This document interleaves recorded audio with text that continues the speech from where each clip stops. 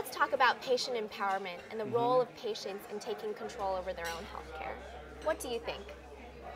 They have been doing it for a while, for quite a while, and I've been a witness now for close to 20 years of what people, when they join together, thanks to the network effect, how transformative it is for those communities and the individual patients suffering from usually deadly and unusual conditions.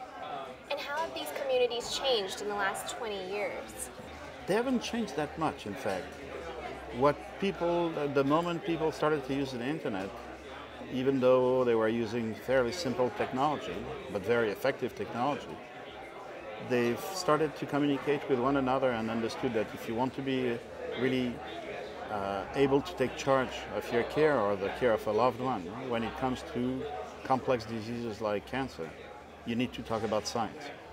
And so all the conversations are focused on scientific conversations at a level that most doctors would not believe. And really, because those communities now have 1,000, 2,000 patients, when you have a large group of people that are usually fairly well educated and that have to deal with complex medical problems, this network effect makes a real network of micro experts, and absolutely transformative. And what role do you see the physician playing in something like this? So the first role is to be a great listener. I think that most doctors have an issue of perspective. They learn medicine from the doctor's point of view, and they are basically clueless about what it is to be a patient. I think that all doctors should, like all young architects, in the first year of medical school, take a real class on perspective, the visual thing, so that they understand that the issue of perspective is fundamental. You can't have patient-centered medicine if you think as a doctor. Patient-centered medicine is with the patient at the center. It's patient-centric medicine that should be.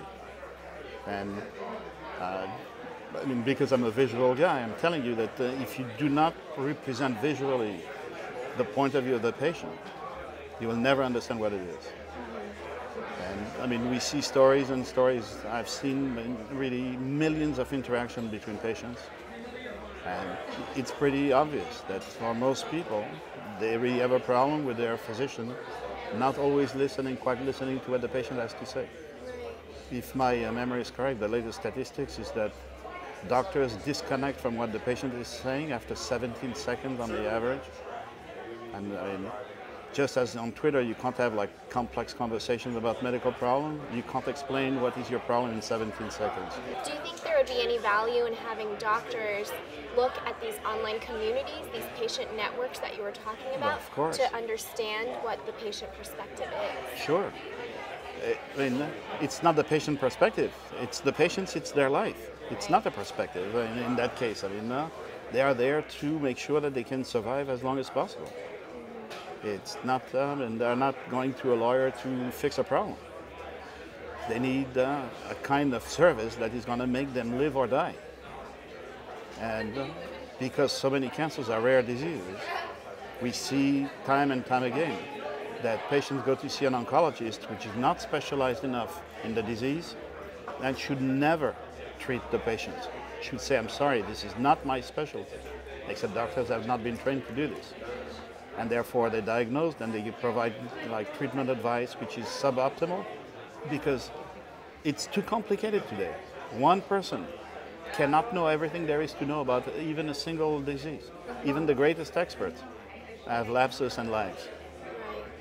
Right. There are some days where we discovered now where there are announcements about 3 new biomarkers for lung cancer in one day.